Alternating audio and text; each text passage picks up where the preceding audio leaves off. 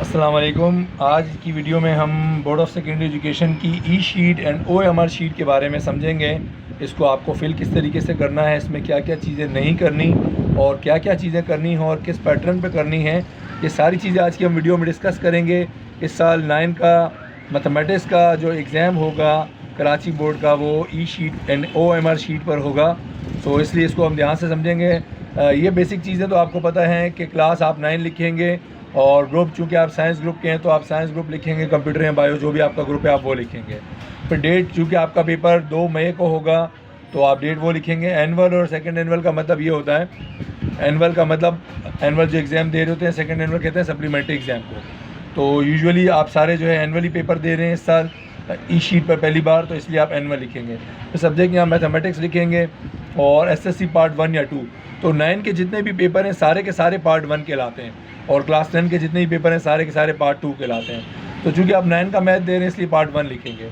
अब यहाँ पर आप लिखेंगे सेंटर का नाम। मान लीजिए सेंटर का जो भी नाम है, मैंने फॉर एग्जांपल ABC स्कूल लिखा है सदर, तो जो भी आपका सेंटर लगा होगा वो आपको नाम बताया जाएगा, आपको वो लिखना है, ठीक है ना। तो ये तो हो गई बेसिक बातें। अब हम बात करते हैं यहाँ पर जो आपकी शीट है इसको फिल करने का तरीका जो है, देखिए सबसे बेहतर तरीका यही है कि आप इसको कम्प्लीटली सर्कल जो है फिल करेंगे और जो है ब्लैक और ब्लू 2 कलर आपके पास होते हैं और ज़्यादा बेहतर है आप ब्लैक कलर से इसको फिल करें, ठीक है, वरना ब्लू से भी कर सकते हैं और बॉल पॉइंट से करेंगे तो ज़्यादा बेहतर है, ठीक है। अब इसमें आपको कभी भी जिस तरीके से देखें, ये रॉन्ग इन्होंने इंस्ट्रक्शन बताई हुई है कि इस तरीके से अगर आप करेंगे रॉन्ग कंसीडर करेगा, क्योंकि OMR शीट जो है मशीन से चेक होगी तो वो इसको रिकॉग्नाइज नहीं करेगा, इसको वो फॉल्स कंसीडर करेगा। तो इस तरीके से भी आपको सर्कल नहीं करना, आधा सर्कल भी नहीं बनाना, लाइन नहीं लगानी, टिक या क्रॉस नहीं लगाना, कोई भी सिंबल लगाएंगे ये मशीन जो है रिकॉग्नाइज नहीं करेगी। आपका ऑप्शन जो है MCQs में या रोल नंबर वो इसको आइडेंटिफाई नहीं करेगा। अब हम बात करते हैं रोल नंबर रखने की, जो सबसे आपके पास कंफ्यूज करेगा बच्चों को इस साल। रोल नंबर आपको कैसे अपना फिल करना है, रोल नंबर वाइज देखें। सबसे पहले आपको मैं बता रहा हूँ, फॉर एग्जांपल 9 के रोल नंबर 5 डिजिट्स के होते हैं। फॉर एग्जांपल आपका रोल नंबर है 73925, तो यूजुअली पहला डिजिट आपका नहीं 5 डिजिट होंगे, तो हमेशा आप इसमें क्या करेंगे, पहला डिजिट 0 खुद से लिखेंगे, ठीक है ना। 9 के नॉर्मली सारे जो आपके रोल नंबर्स होते हैं 5 डिजिट के होते हैं, तो आखिर में 0 नहीं लगा सकते आप, हमेशा शुरू में 0 लगाएंगे, उसके बाद जो रोल नंबर है वो लिखेंगे। अब देखें पहला चूँकि रोल नंबर का हमारे पास बॉक्स है वो 0 है, तो पहली लाइन के अंदर आप देखेंगे 0 यहाँ पर है, तो 0 को मैंने हाईलाइट कर दिया। फिर दूसरे आपका रोल नंबर का डिजिट है 7, तो इस लाइन के अंदर मैं जाऊँगा 7 के अंदर, 7 जहाँ लिखा है मैं उसको हाईलाइट करूँगा। फिर आपका रोल नंबर का अगला डिजिट है 3, तो नेक्स्ट लाइन में जाकर मैं 3 वाले कॉलम में इसको फिल कर दूंगा। फिर 9 है तो 9 वाले कॉलम में जाऊंगा और 9 को फिल कर दूंगा। फिर 2 है तो 2 वाले कॉलम में जाकर 2 को करूंगा और फिर 5 है तो इस वाले कॉलम में जाके 5 को करेंगे। अब मैंने एक ये जानबूझ के आपके लिए रखा है कि इसको आपने फिल कैसे करना है, ये देख लें ध्यान से। तो देखिए आप इसको 5 जो मान लीजिए 5 करना है, तो आप इसको हल्का सा पहले सेंटर से इस तरीके से डार्क करेंगे और करते करते करते इसको आहिस्ता आहिस्ता आप पूरे सर्कल में कर देंगे।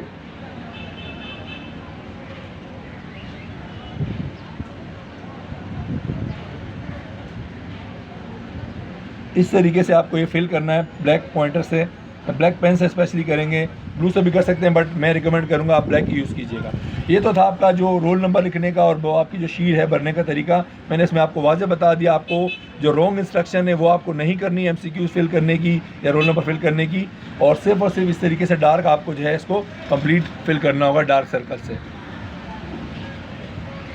अब आपके पास नेक्स्ट शीट पे जो है MCQs होंगे, सेक्शन A होगा, इसमें आपके पास ABCD हमेशा MCQs के 4 ऑप्शन होते हैं, तो आपको सेम यही काम करना होगा। सर्कल को बिल्कुल डार्क तरीके से इस तरीके से फिल करना है। मान लीजिए ऑप्शन A है तो A को फिल करेंगे पूरा पूरा, फिर B C जो भी ऑप्शन होगा 15 के 15 MCQs आपको ध्यान से फिल करने हैं। इस चीज़ में आपको एक चीज़ का बहुत ज़्यादा ख्याल रखना है, वो ये है कि सीक्वेंस में आपने गड़बड़ नहीं करनी। सीक्वेंस में अगर आपने गड़बड़ कर ली, मान लीजिए आपने 2 किया उसके बाद 3 नहीं आता तो आपने 4 करना है, तो 3 को आप छोड़ के 4 करेंगे। ऐसा ना हो कि गलती से 3 की जगह 4 का आंसर अगर आपने टिक कर दिया तो सारे आपकी सीक्वेंस गलत हो जाएगी। सीक्वेंस गलत होने का मतलब पूरी आपकी OMR शीट ज़ाया हो जाएगी। लिहाजा MCQs में बहुत ज़्यादा आपको ध्यान रखना है इसको फिल करते हुए। ऑप्शन सीक्वेंस से आपको फिल करने हैं, 1 का पहले आंसर फिल करना है, 2 का, 3 का करा के इसमें आपको छोड़ना नहीं है, क्योंकि अगर एक भी आपने गलत लगा दिया तो आपके सारे के सारे गलत हो जाएंगे MCQs। अब हम बात करते हैं सेक्शन B की। सेक्शन B के अंदर आपको किस तरीके से क्वेश्चंस करने हैं ये हम समझ लेते हैं। तो देखें सेक्शन B में मान लीजिए पहला आपके पास क्वेश्चन है यूजुअली चांसेस तो यही आपके पास क्वेश्चन भी लिखे हुए आएंगे इस तरह शीट के ऊपर, बट अगर नहीं भी लिखे हुए आते क्वेश्चन पेपर पे होगा तो आप क्वेश्चन नंबर 2 मान लीजिए आपका आता है चैप्टर नंबर 1 से, और Z1 Z2 की वैल्यू दी हुई और आपको कहता है प्रूफ कीजिए Z1 dot Z2 the whole bar equals to Z1 bar dot Z2 bar. तो इसके लिए आप क्या करेंगे, इसके लिए आप सेंटर में लगा देंगे लाइन, क्योंकि आपको पता है ये 2 साइड से सॉल्व होता है, एक साइड से सॉल्व नहीं होता, ठीक है। तो इसके लिए आपको क्या करना है, आप लाइन लगा देंगे लेफ्ट हैंड साइड के लिए और राइट हैंड साइड के लिए। लेफ्ट हैंड साइड के लिए आप लिखेंगे left hand side Z1 dot Z2 the whole bar है और right hand side Z1 bar dot Z2 bar है। अब आप क्या करेंगे, देखिए ये चूँकि क्वेश्चन प्लस माइनस वाले या मल्टीप्लाई वाले छोटे हैं तो उसको आप एक एक लाइन बिल्कुल छोड़ के लिख सकते हैं, ये इजीली आपके पास आ जाएगा। बट अगर ये सवाल डिवीजन में आ जाता है तो फिर आप इसमें एक एक लाइन नहीं छोड़ सकते, क्योंकि आपका सवाल कंप्लीट नहीं होगा एक पेज पे। तो अगर तो प्लस माइनस या मल्टीप्लाई वाले क्वेश्चन आ जाते हैं तो आप एक एक लाइन छोड़ के इसको सॉल्व कर सकते हैं, जैसे मैंने सॉल्व किया हुआ है। Z1 Z2 की वैल्यूज़ लिख दी, फिर -4 लिखा, इस पूरे ब्रैकेट को दोबारा लिखा, फिर +6 लिखा और दोबारा पूरे ब्रैकेट को लिखा। अब इन दोनों नंबर्स को मैंने मल्टीप्लाई किया तो 2 से 4 कट गया, 2 बचा तो 2 5 10 आ गया माइनस का। फिर ये माइनस माइनस प्लस हो गया, 4 × 2 8 आयोटा आ गया। फिर इसी तरह ये 6 और 2 जब हम मल्टीप्लाई करेंगे तो कैंसिल हो जाएगा, 2 3 6, 3 5 15 और ये 6 जब 2 से होगा तो 12 हो जाएगा। सिमिलरली ये -10 ही रहा और ये 8 में 15 ऐड किया 23 आयोटा हो गए, और आयोटा स्क्वायर की जगह -1 आता तो मैंने यहाँ -1 लगा दिया। अब आपने क्या करना है, -10 ऐसे लिखा, अब माइनस माइनस प्लस का 12 हो गया, और आपको पता है रियल नंबर में रियल नंबर प्लस हो सकता है, आयोटा प्लस नहीं हो सकता, इसलिए मैंने रियल नंबर एक साथ लिख दिए और कॉम्प्लेक्स नंबर को अलग लिख दिया। तो -10 + 12 = 2 और +23 आयोटा लिख दिया। अब मैं इसके ऊपर बार लेता हूँ, बार का मतलब क्या होता है, कॉम्प्लेक्स नंबर की जो है वो साइन चेंज कर देता है। तो +23 आयोटा था तो ये बन जाएगा -23 आयोटा। तो Z1 dot Z2 the whole बार आया 2 -23 आयोटा, ये हमारा लेफ्ट हैंड साइड का आंसर आ गया। सिमिलरली हम राइट हैंड साइड में पहले Z1 बार निकालते हैं। Z1 बार आया -4 -6 आयोटा, Z2 बार जो है 5/2 + 2 आयोटा हो गया। बार का मतलब क्या था, साइन चेंज कर देना। सवाल में जो वैल्यू दी हुई थी Z1 की वो -4 + 6 आयोटा थी, तो उसको +3 तो माइनस में लिख दिया, जो माइनस में उसको प्लस में लिख दिया। अब इन दोनों के बार्स को मल्टीप्लाई करना है।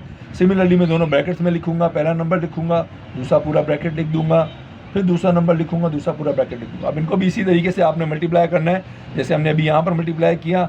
सेम आप रियल नंबर्स एक तरफ करेंगे, इमेजिनरी नंबर एक तरफ करेंगे, तो आपका राइट हैंड साइड का भी आंसर आ जाएगा। तो आप यहाँ देख सकते हैं कि आपके पास लेफ्ट हैंड साइड और राइट हैंड साइड का आंसर जो है बिल्कुल एक जैसा आया है, और यही आपको प्रूफ करना था, लिहाजा आप लिख देंगे लेफ्ट हैंड साइड जो था Z1 dot Z2 the whole bar है इक्वल आया Z1 bar dot Z2 whole bar. ये आपके पास आ गया क्वेश्चन नंबर 1। इस तरीके से आपको करना है। अब हम बात करते हैं क्वेश्चन नंबर 2 की, यानी क्वेश्चन नंबर 2 इसलिए था ये क्योंकि क्वेश्चन नंबर 1 MCQs होता है। अब हम बात करेंगे क्वेश्चन नंबर 3 की, जो आपका क्वेश्चन नंबर 2 होगा बेसिकली। तो जो क्वेश्चन लिखा होगा आपको उसकी तरह। अब आपको कहता है find the value of 213.1/34.22 by using logarithm. अभी बुक की एक एग्जांपल है, सिंपल सी आसान सी, तो चूँकि मैं इसमें समझाना चाह रहा हूँ इसलिए मैंने बुक की एक सिंपल सी एग्जांपल ले लिया आपको समझाने के लिए। तो सबसे पहले आपको क्या करना है, लेट करना है, एक्स की वैल्यू जो भी दी होगी उसको एक्स के बराबर लेट कर लेना है। फिर आप taking log on both side करेंगे तो log x आ जाएगा इक्वल्स टू log इस पूरे फंक्शन के साथ, यानी पूरी जो आपके पास वैल्यू है उसके ऊपर log आ जाएगा। अब आपको पता है log की प्रॉपर्टी क्या होती है डिवीजन में, अगर दो चीज़ें डिवाइड हो रही होती हैं तो उनको log किस में कन्वर्ट कर देता है, माइनस में कन्वर्ट कर देता है। तो आपने क्या लिखा है, log 213.1 माइनस log 34.22। ठीक है, डिवीजन को हमने सब्ट्रैक्शन में कन्वर्ट कर दिया। अब यहाँ कैरेक्टरिस्टिक्स हम लिख रहे हैं, डेसिमल से पहले 3 डिजिट से हमेशा 1 डिजिट माइनस करते हैं, 3 में से 1 माइनस के 2 डिजिट आ गए। यहाँ डेसिमल से पहले 2 डिजिट है तो 2 में से 1 माइनस के 1 आ गया। कैरेक्टरिस्टिक्स आ गए 2, यहाँ कैरेक्टरिस्टिक्स आ गई 1, तो यहाँ 2 पॉइंट लिखा, यहाँ 1 पॉइंट लिखा। अब इसकी वैल्यू मेंटिसा इसका देखेंगे लॉग टेबल के अंदर, तो 21 की वैल्यू 3 में देखेंगे और जो भी आंसर आएगा उसमें 1 का डिफरेंस ऐड करके वही नंबर यहाँ लिखेंगे। इसी तरह इसकी वैल्यू आप देखेंगे 34 की वैल्यू 2 में देखेंगे और जो आंसर आएगा उसमें 2 का डिफरेंस ऐड कर देंगे। तो अब ये दोनों आपस में चूँकि माइनस हो रहे हैं, आप इनको क्या कर देंगे, माइनस कर देंगे। माइनस करने के बाद आपके पास ये वैल्यू बच गई। अब आपको पता है ये लॉग की वैल्यू आ रही है, हमें लॉग नहीं चाहिए, सिर्फ एक्स की वैल्यू चाहिए। लॉग खत्म करने के लिए हम एंटी लॉग लेते हैं, तो हम taking anti log on both sides, x लिखेंगे, एंटी लॉग ले लेंगे इस नंबर का। यहाँ पर देखिए लॉग एक्स के साथ जब एंटी लॉग आता है तो लॉग एक्स, लॉग और एंटी लॉग एक दूसरे को कैंसिल कर देते हैं, इसलिए यहाँ सिर्फ एक्स बचता है। अब एंटी लॉग बचा इस नंबर का, तो एंटी लॉग जब आप निकालेंगे 79 को 4 में देखेंगे और 3 का डिफरेंस देखेंगे तो आपके पास वैल्यू आएगी 6227। अब चूँकि डेसिमल से पहले 0 है तो हमेशा इसमें एक डेसिमल से पहले जो भी नंबर उसमें 1 हम डेसिमल कैरेक्टरिस्टिक ऐड करते हैं, तो 1 ऐड किया, इसलिए एक नंबर के बाद आपके पास कैरेक्टरिस्टिक यानी पॉइंट लगेगा। तो हमारे पास जो वैल्यू आई एक्स की 6.227 और ये रिक्वायर्ड वैल्यू हमारे से जो पूछी गई थी, इस तरीके से आप लिख सकते हैं। बात करते हैं नेक्स्ट क्वेश्चन की। ठीक है, अब आपके पास क्वेश्चन है find 1 to 5x cube plus y cube and the value of 5x plus y is 13 and x y is 10। अब देखिए, यूजुअली जो मैं शुरू में क्वेश्चन कर रहा हूँ ये वो क्वेश्चन है जो एक पेज पे आ रहे हैं, मैंने उनको एक पेज पे करके दिखाया लाइन छोड़ कर। जो एक पेज पर नहीं आएंगे मैंने उस सारे इसमें आपको एक्सप्लेन किए मैं उनको किस तरीके से अटैम्प्ट करना है। तो देखें, वी हैव आपने लिखा 5x plus Y equals to 13। अब क्यूब निकालना है तो क्यूबिंग ऑन बोथ साइड किया। अब आप क्यूब का फॉर्मूला, इसके ऊपर भी क्यूब लगा दिया, इसके ऊपर भी क्यूब लगा दिया। यहाँ पर A cube plus B cube, A plus B the whole cube का फॉर्मूला आएगा A cube plus B cube plus 3ab A plus B, ये पूरा फॉर्मूला होता है A plus B the whole cube का। और यहाँ 13 का क्यूब निकाला, ये आया 2197। अब यहाँ देखें सेम रहा, 3 ऐसे ही रहा। अब ये 5 और 3 को मल्टीप्लाई किया, 3 5 15 हो गया, एक्स वाई ऐसे ही रहा। और 5x प्लस वाई की वैल्यू सवाल में 13 दी हुई थी, इसलिए मैंने इसकी जगह 13 पुट कर दिया, इसको एज इट इज लिखा। अब ये 15 और 13 को आपस में मल्टीप्लाई किया, आ गया 195 और एक्स वाई की जगह उसकी वैल्यू 10 रख दी जो कि सवाल में गिवन थी हमें, इसको हमने पुट कर दिया। अब इक्वल्स टू 2197। अब ये भी आपस में मल्टीप्लाई और इनको मल्टीप्लाई किया, 195 × 10 इज़ 1950। अब ये चूँकि आप प्लस कर रहे हैं, इसको वहाँ शिफ्ट कर दूंगा तो ये माइनस करेगा। अब 2197 में से 1950 माइनस करेंगे तो हमारे पास वैल्यू आ जाएगी 247। तो हम इसको अपने पास इस तरीके से हाईलाइट कर लें तो अच्छी बात है, ना भी करें कोई इतना फ़र्क नहीं पड़ेगा क्योंकि स्कैन की जाएगी कॉपी, उस तरीके से चेकिंग होगी। बट फिर भी आप इसको थोड़ा सा ब्लैक कलर से अपना आंसर फाइनल लिख दीजिएगा। तो आपका जो फाइनल आंसर आया 1 to 5x cube plus y cube is 247। बात करते हैं नेक्स्ट क्वेश्चन की।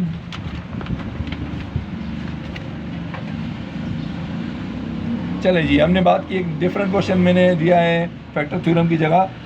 ये है फॉरवर्ड वैल्यू ऑफ m। ये हर साल में बच्चों को मार्क कराता हूँ इंपॉर्टेंट के तौर पर, तो इसकी प्रेजेंटेशन देख लें थोड़ी सी। फैक्टर थ्योरम तो आपको आइडिया है ही सॉल्व करने का, उसमें आपको लाइन लगा के सॉल्व करना पड़ेगा। फैक्टर थ्योरम का अगर क्वेश्चन आता है तो सेंटर में लाइन लगाएंगे, आधा क्वेश्चन यहाँ सॉल्व करेंगे, आधा क्वेश्चन यहाँ सॉल्व करेंगे। ठीक है, तो हमने सबसे पहले लिख लिया वी हैव द इक्वेशन, जो इक्वेशन दी हुई थी उसको इक्वेशन 1 नाम रख दिया। ठीक है, और उसके बाद हमने क्या किया, हमें वैल्यू दी हुई थी x+2। कहता है x+2 is a factor of, तो x+2 अगर फैक्टर है तो इसका मतलब हुआ जो भी फैक्टर होता है उसको हम इक्वल रख देंगे 0 के। x+2 is a factor means x की वैल्यू क्या आएगी +2, वहाँ शिफ्ट करेंगे तो ये -2 हो जाएगा। सो x इक्वल्स टू -2। अब हम इक्वेशन 1 में जो है सिंथेटिक डिवीजन अप्लाई करेंगे। और सिंथेटिक डिवीजन कैसे अप्लाई करेंगे, देखिए हम लिखते हैं, इसका नंबर 4 लिख लिया, फिर -7 लिखा, फिर 6 लिखा और -3m पूरे का पूरा यहाँ लिखेंगे क्योंकि ये x का कोफिशिएंट नहीं है, ये सिंपल एक हमारे पास वेरिएबल है, इसलिए मैंने -3m लिख दिया। यहाँ पर नंबर कौन सा आएगा जो आपने यहाँ पर फैक्टर निकाला है, जो आपको बताया गया है x+2 का फैक्टर, इससे वैल्यू निकली x की -2, यहाँ लगा दिया। First number as it is लिखा 4 और इसको इससे मल्टीप्लाई करेंगे, 4 2 8 आया, माइनस का यहाँ लिख दिया। अब दोनों आपस में -7 -8 को जब आप ऐड सब्ट्रैक्ट करेंगे तो -15 आएगा। अब यहाँ दोबारा ये -15 -2 से मल्टीप्लाई होगा, प्लस का 30 आएगा, इनको ऐड किया तो 36 आ जाएगा। अब 36 को 2 से किया, -72 आया। अब यहाँ पर ये आपस में ऐड सब्ट्रैक्ट नहीं हो सकते क्योंकि ये वेरिएबल है और ये कॉन्स्टेंट नंबर है, तो यहाँ जो बचता है वो हमारा रिमाइंडर होता है, तो मैंने रिमाइंडर लिख दिया -3 या -72। अब हमें पता है अगर x+2 फैक्टर, उसने बताया कि फैक्टर है, अगर कोई भी चीज़ फैक्टर होती है तो हमेशा उसका रिमाइंडर 0 होता है, ये आपको पता होना चाहिए। तो अगर x+2 इज़ अ फैक्टर तो इसका मतलब रिमाइंडर क्या होना चाहिए, 0। तो मैंने लिख दिया भाई रिमाइंडर 0 होना चाहिए, इसलिए मेरा जो रिमाइंडर है उसको इक्वल रख दूंगा 0 के। -72 आ जाकर +72 हो जाएगा, 0 में 72 प्लस के 72, -3 से मल्टीप्लाई कर रहे हैं, वहाँ डिवाइड कराया तो ये ऐसे 3 के डबल में 72 आता है, 24 टाइम्स माइनस ऐसे ही रहा। m की वैल्यू आ गई -24, तो आपसे पूछी गई थी m की वैल्यू क्या होगी, तो m की वैल्यू होगी -24। नेक्स्ट क्वेश्चन पे चलते हैं। चलिए जी, परफेक्ट स्क्वायर का क्वेश्चन है, ये भी एक पेज पे आराम से आ जाएगा। तो आपको कहता है what should be added to make it a perfect square. तो आपने क्या किया, इस तरीके से आपने इसके लिए आप लाइंस लगाएंगे और वैल्यूज जो क्वेश्चन में लिखी हुई है वो लिख देंगे। तो x4 + 4x³ + 10x² + 5। अब ये भी मैंने बुक की एक एग्जांपल ली है, मैं यूजुअली ज़्यादातर बुक की एग्जांपल्स आपको दिए हैं सॉल्व करने के लिए, ताकि आपको आइडिया हो जाए अगर क्वेश्चन डिफरेंट आता भी है एग्जांपल से तो आपको परेशानी ना हो, आपकी इससे भी अच्छे से प्रिपरेशन हो जाएगी। तो पहले हम नंबर लिखते हैं x² को x² से मल्टीप्लाई करते हैं तो आता है x⁴। तो ये कट गया, इसको पेंसिल से काटिएगा ज़्यादा बेहतर है। और यहाँ सबकी साइनें चेंज होती हैं, कुछ नहीं है, साइन तो पॉजिटिव है तो चेंज हो गई, माइनस आ गई, ये कट गया। फिर नेक्स्ट 2 नंबर हमने नीचे एज इट इज़ कॉपी कर दिए। अब जो भी नंबर यहाँ मल्टीप्लाई होता है उसको ऐड भी करते हैं, तो x² में x² प्लस किया तो ये आ गया 2x²। अब मैं पहले नंबर से पहले नंबर को कैलकुलेट करूँगा, तो 2x² को क्या करूँ कि 4x³ बन जाए। तो 2 2 का 4 होता है, एक तो 2 लिखूँगा ऊपर, और x² है, ये x³ है, एक x का फ़र्क है, तो मैंने यहाँ 2x लिख दिया।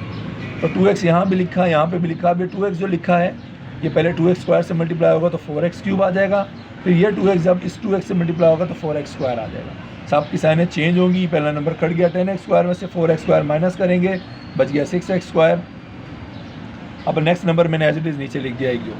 अब दोबारा यहाँ पर जो मैं क्या करूँगा, नेक्स्ट नंबर 2x में 2x प्लस किया 4x। अब दोबारा पहले नंबर से पहले नंबर को बैलेंस करना है, तो 2 को क्या करूँ कि 6 बन जाए, तो 2 3 6 होता है। अब बात करते हैं x स्क्वायर बैलेंस है इसलिए सिर्फ 3 लिखूँगा, तो 2x स्क्वायर को 3 से मल्टीप्लाई किया प्लस 3 यहाँ पे भी लिखा और यहाँ पे भी। अब 3 पहले होगा 2x स्क्वायर से मल्टीप्लाई तो ये आ जाएगा 6x स्क्वायर, फिर ये होगा 4x से तो आ जाएगा 12x, फिर ये होगा 3 3 9। अब देखिए मैंने 12x इसके नीचे नहीं लिखा, क्यों नहीं लिखा, क्योंकि ये नंबर है और ये वेरिएबल है, तो इसलिए मैंने नंबर के नीचे नंबर लिखा, 12x को अलग से लिख दिया, क्योंकि नंबर में से नंबर प्लस माइनस हो सकता है। अब ये सब की साइनें भी चेंज की, ये कैंसिल हो गया, ये माइनस का 9 बचा, ये प्लस का 5, माइनस का 9 प्लस 5 होता है -4 और ये माइनस का 12x बचा। अब मैंने दोबारा से इसको सीक्वेंस से लिख दिया, -12x पहले लिख दिया, -4 बाद में लिख दिया।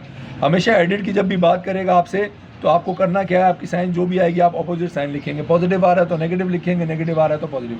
मान लीजिए एक नेगेटिव होता है एक पॉजिटिव, तो जो नेगेटिव होता है उसको पॉजिटिव लिखते हैं और जो पॉजिटिव होता है उसको नेगेटिव लिखते हैं। तो 12 दोनों को मैंने पॉजिटिव लिख दिया, 12x + 4 should be added to make it a perfect square. इसमें पूछा गया था क्या ऐड किया जाएगा, तो जब ऐड बोलेगा तो आप साइनें चेंज करेंगे, जब सब्ट्रैक्ट बोलेगा तो आप साइन चेंज नहीं करते हैं।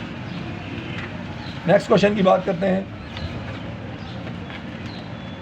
ये भी एक डिफरेंट क्वेश्चन है, मैंने अपने इंपॉर्टेंट पेपर में आप लोग को बताया है और देख लीजिए। कहता है find the solution set of y + 5/20 less than 25 - 4y/10 for all the values of y belongs to natural number. अब आप क्या करेंगे, इसको एज इट इज़ लिखेंगे। याद रहे ये आपके पास ऑपरेटर के तौर पे काम करता है, तो इसको आप बिल्कुल ऐसे ही समझ के चलें जैसे इक्वल का निशान लगा हुआ है। तो देखें 20 और 10 एक दूसरे से कैंसिल होता है, 10 1 ज़ा 10, 10 2 ज़ा 20, तो ये कट गया, तो यहाँ पाउंड में 2 बचा, यहाँ पाउंड में कुछ भी नहीं बचा। अब ये 2 यहाँ डिवाइड हो रहा है, वहाँ जाकर मल्टीप्लाई करेगा, किससे मल्टीप्लाई करेगा, वहाँ मौजूद सब नंबरों से मल्टीप्लाई करेगा। तो मैंने ब्रैकेट लगा के लिख दिया, 2 25 ज़ा 50 आ गया, फिर -2 4 ज़ा 8y आ गया। अब -8y को वहाँ भेज दिया, +8y हो गया, +5 को यहाँ भेज दिया। हमेशा हम वेरिएबल को लेफ्ट साइड पर रखते हैं और नंबर्स को राइट साइड पर रखते हैं। तो ये 8y + y 9y हो गया और 50 में से 5y की माइनस किए तो 45 बच गए। अब 9 इससे मल्टीप्लाई कर रहे हैं, वहाँ जाकर डिवाइड करेगा तो 9 5 45 होता है।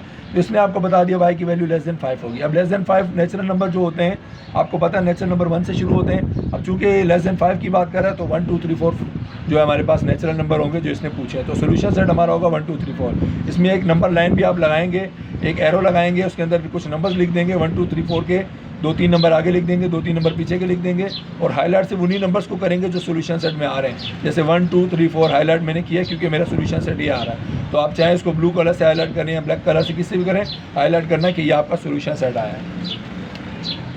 बात करते हैं बच्चों का फेवरेट क्वेश्चन है क्वाड्रेटिक इक्वेशन का, और आपको कहता है सोल्यूशन सेट फाइंड करें 9x² - 12x + 49। ये एक पेज पे आने वाला क्वेश्चन नहीं है, इसलिए आप बीच में लाइन लगाएंगे और चाहेंगे तो जो फर्स्ट साइड है देखें उसको मैंने ज़्यादा वाइड रखा है, छोटी दूसरी साइड को थोड़ा कम रखा है, क्योंकि पहला जो स्टार्टिंग का काम होता है उसमें ज़्यादा आपकी जो है स्पेस लगती है, बाद में कम लगती है।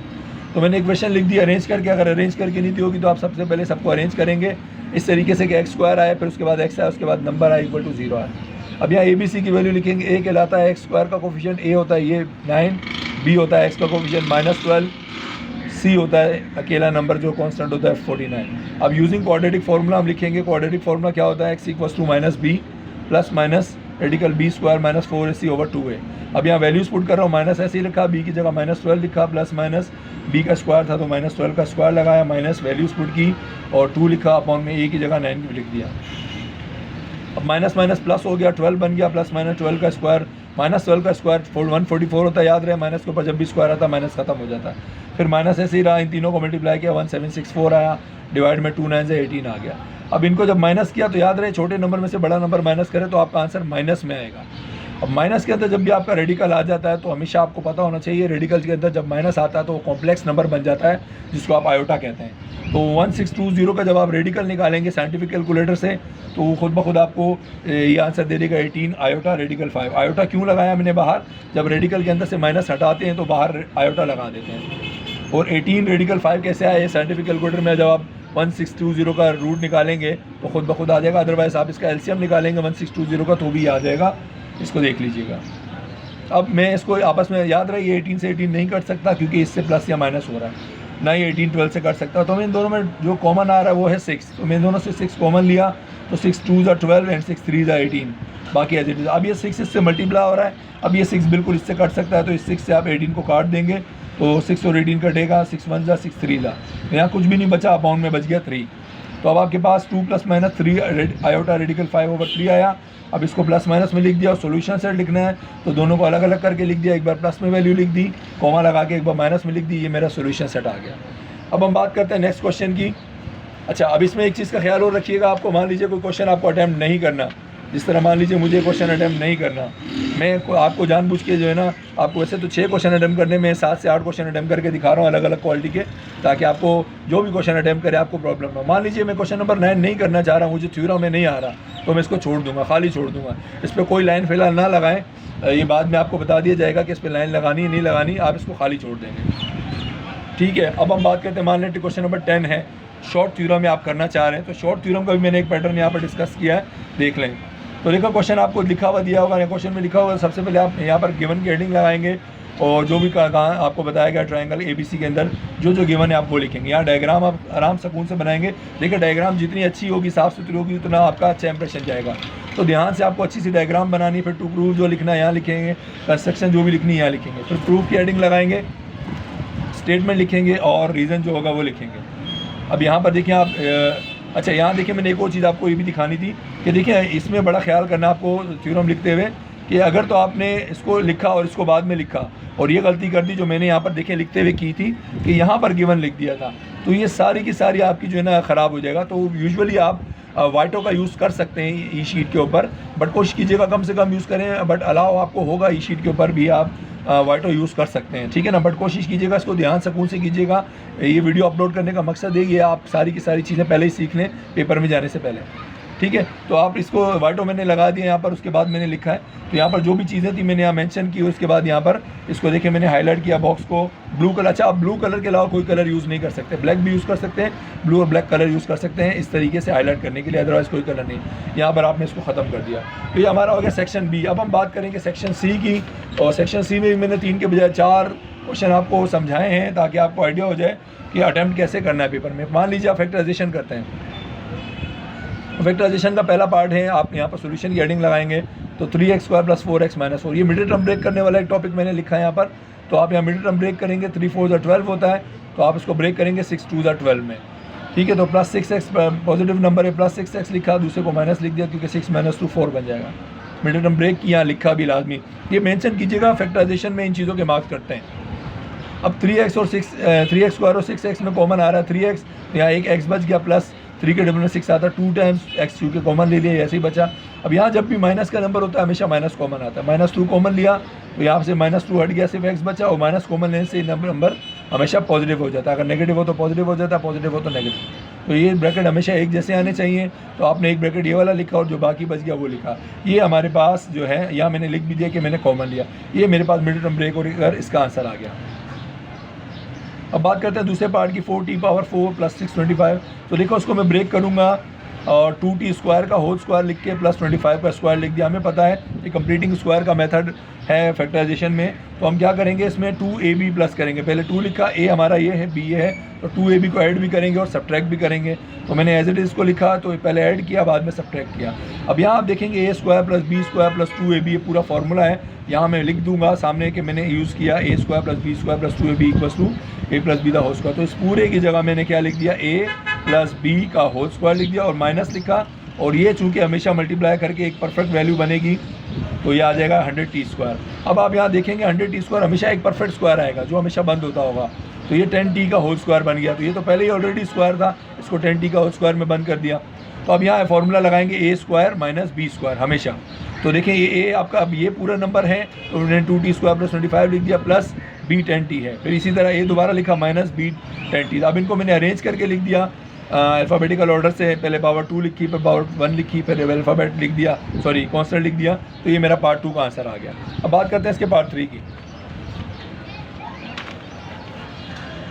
अब ये क्यूब का फॉर्मूला है सिंप्लीफाई करने वाला, तो आप देखिए इसमें आपको कहता है कि इसको सिंप्लीफाई करें। आपको पता है ये a³ माइनस फिर प्लस माइनस, तो a³ - b³ वाला फार्मूला है। तो आप यहाँ पहले लिख देंगे, फार्मूला लगेगा यहाँ using a³ - 3a² + 3ab² plus -b³ = a -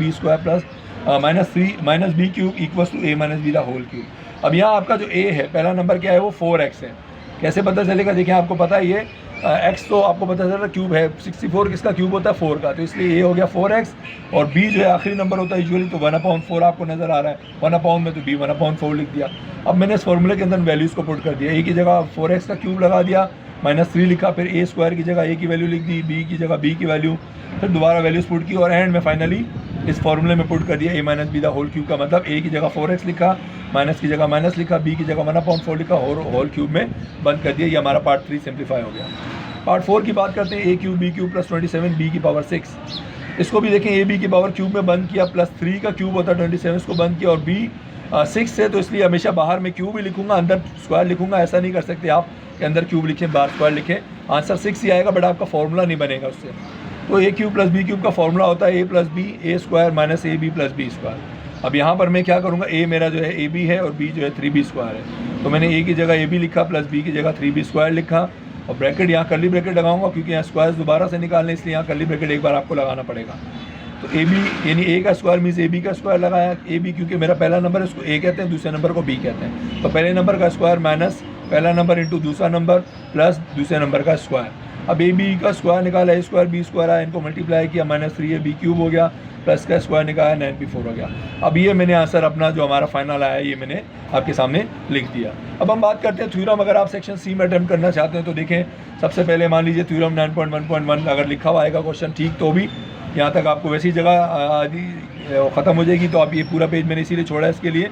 आपको पहले पेज पे सिर्फ यही चीज़ें करनी है, गिवन स्टेटमेंट गिवन और टू प्रूव और कंस्ट्रक्शन, बाकी स्टेटमेंट वगैरह नेक्स्ट पेज पे करना है। तो देखिए मैंने डायग्राम बनाई, डायग्राम के बगैर थ्योरम करना बेवकूफ़ी है। आपको पता होना चाहिए थ्योरम अगर आप कर रहे हैं और डायग्राम नहीं बना रहे तो अंडरस्टूड आपको 0 मार्क्स मिलेंगे। तो डायग्राम 100% आपको ध्यान से बनानी आनी चाहिए।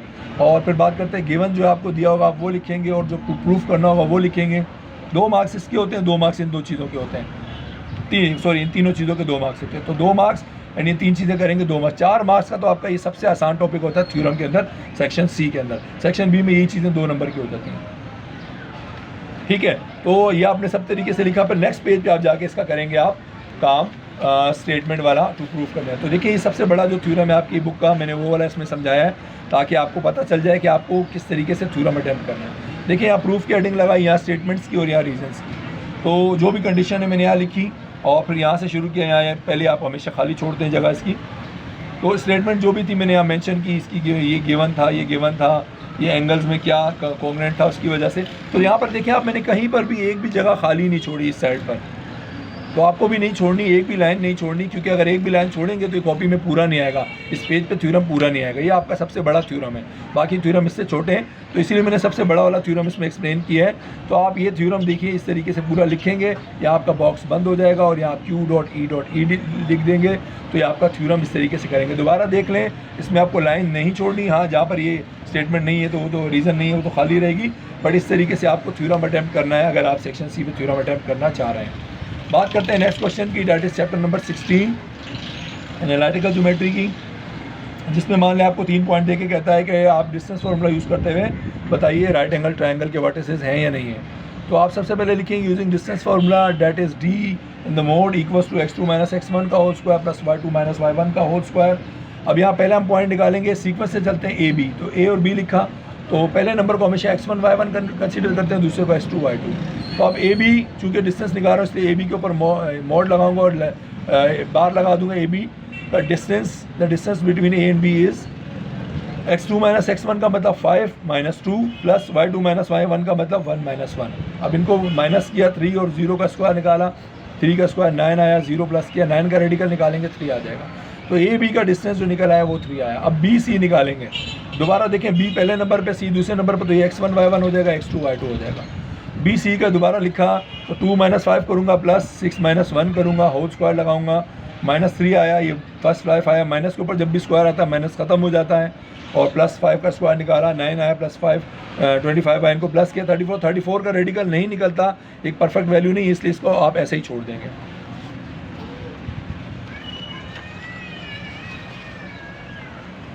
नेक्स्ट पेज पे आप क्या करेंगे, ए और सी का निकालेंगे, सी ए निकालें, जो आपकी मर्जी, ए सी सी ए बात एक ही है। तो ए पहला पॉइंट हो गया x1 y1, सी दूसरा पॉइंट हो गया x2 y2। ए सी की वैल्यूज पुट की, 2 - 2 प्लस 6 - 1 का होल स्क्वायर। तो 2 - 2 का होल स्क्वायर निकाला, 0 आ गया, 0 का स्क्वायर 0 ही रहता है, आपको पता है। 6 - 1 किया, 5 का स्क्वायर 25 आएगा। 25 आपने प्लस किया, 0 में 25 रहा, 25 का रेडिकल आया 5। अब चूंकि पाइथागोरस थ्योरम की से मदद से ही प्रूव होता है राइट एंगल ट्रायंगल वाला, तो आप यहाँ चेक करेंगे पाइथागोरस थ्योरम। पाइथागोरस थ्योरम क्या है? हाइपोटेनियस का स्क्वायर इक्वल आएगा base square plus perpendicular square.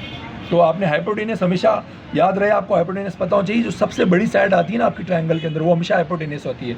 तो हमारी एक साइड आई 3, एक आई 5, एक आई रेडिकल में 34, तो सबसे बड़ी साइड है 34, तो हमेशा हाइपोटेनियस उसी को लेंगे। तो हाइपोटेनियस 34 का रेडिकल के अंदर आया था, इसलिए उसको लिखा, ऊपर स्क्वायर लगाया।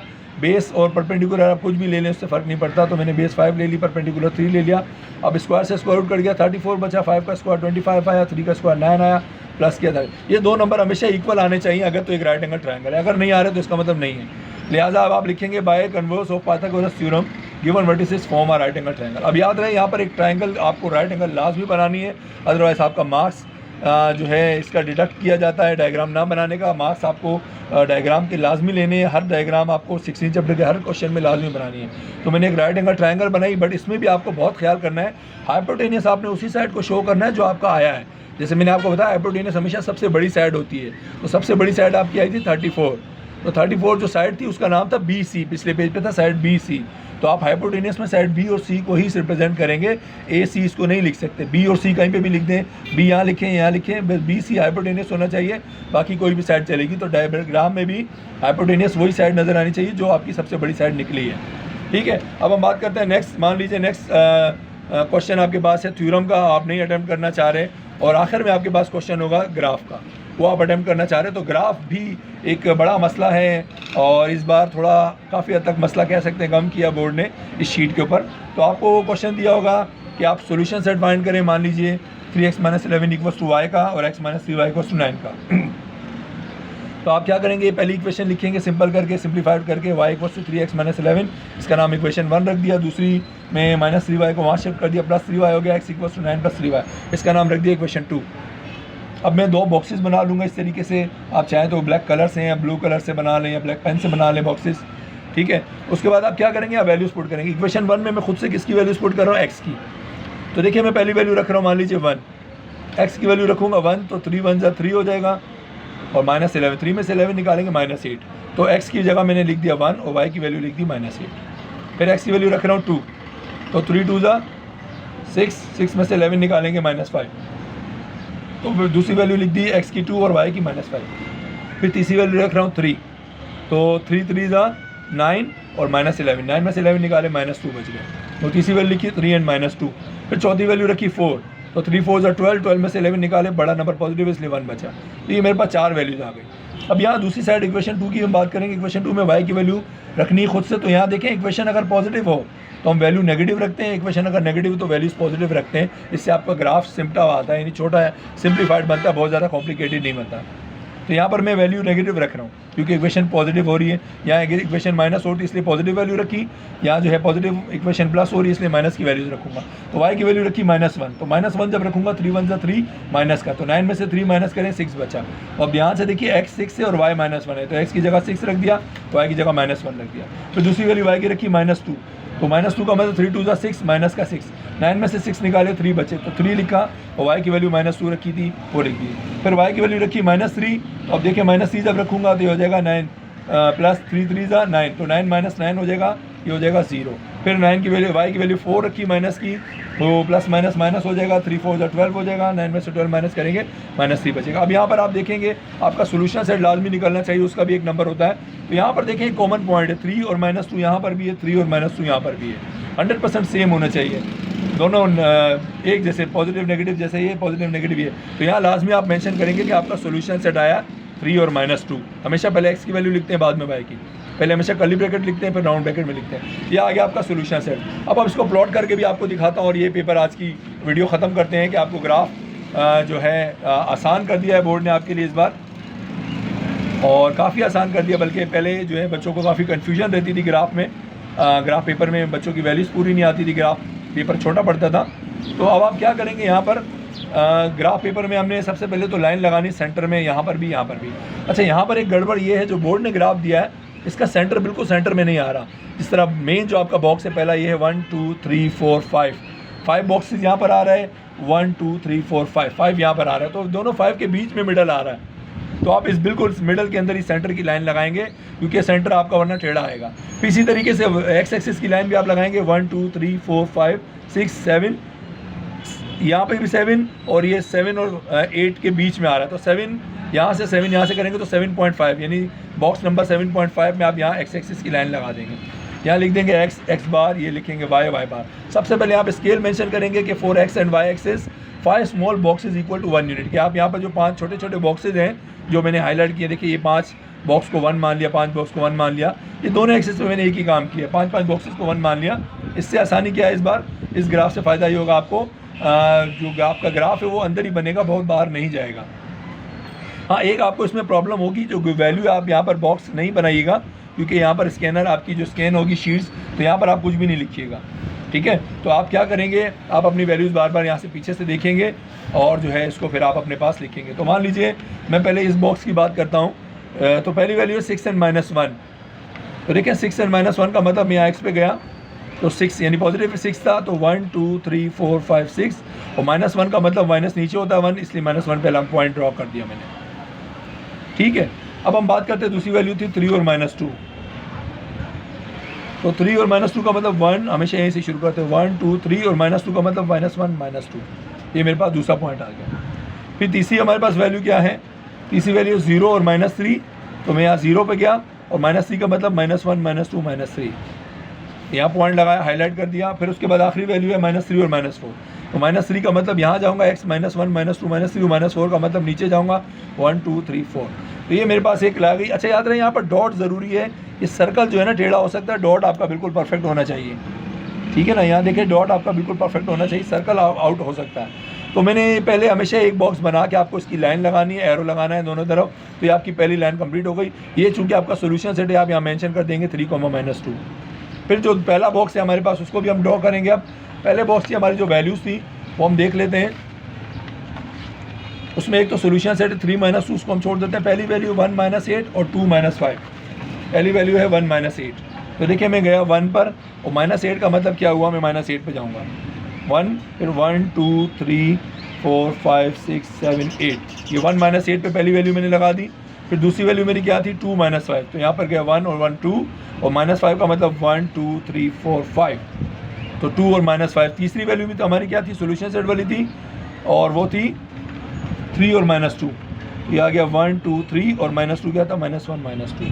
फिर चौथी हमारी लास्ट वैल्यू क्या थी, 4 और 1, और 4 और 1 के लिए मैं क्या करूँगा, यहाँ से दोबारा शुरू करूँगा 1 2 3 4 और 1। तो अब यहाँ देखिए आपके पास ये 4 बॉक्सेस, 4 डॉट्स आए, इनको भी आप पहले डॉट को सर्कल करेंगे, फिर उसके बाद लाइन लगाएंगे, एरो लगा देंगे, इस तरीके से दोनों तरफ एरो लगाएंगे, तो ये आपके पास एक कंप्लीट आपका ग्राफ बन गया।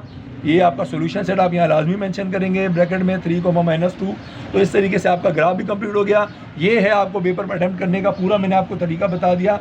MCQs भी जो है मैं आपको थोड़े दिनों में जो है MCQs कुछ इंपॉर्टेंट जो 30 to 40 MCQs हैं इस साल के लिए, वो वीडियो भी अपलोड करूँगा, आप उसको भी लाजमी देख लीजिएगा। उसमें मैं वो हमारी शीट के ऊपर ही आपको MCQs सॉल्व करके बताऊँगा कि उसको किस तरीके से फिल करना है, और 40 जो है आप MCQs लाजमी कीजिएगा, इंशाल्लाह आपकी सारी MCQs उससे जा जाएंगी, ठीक है। तो काइंडली आप ये वीडियो से ख़ुद भी फ़ायदा उठाएं, और अपने जो आपके फ्रेंड्स हैं और रिलेटिव्स हैं उनको भी जो है इस चीज़ का आइडिया बता दें कि ये जो है OMR शीट और ई शीट के ऊपर पेपर किस किस तरीके से सॉल्व करना है और उस पर क्या क्या नहीं करना है। Thank you.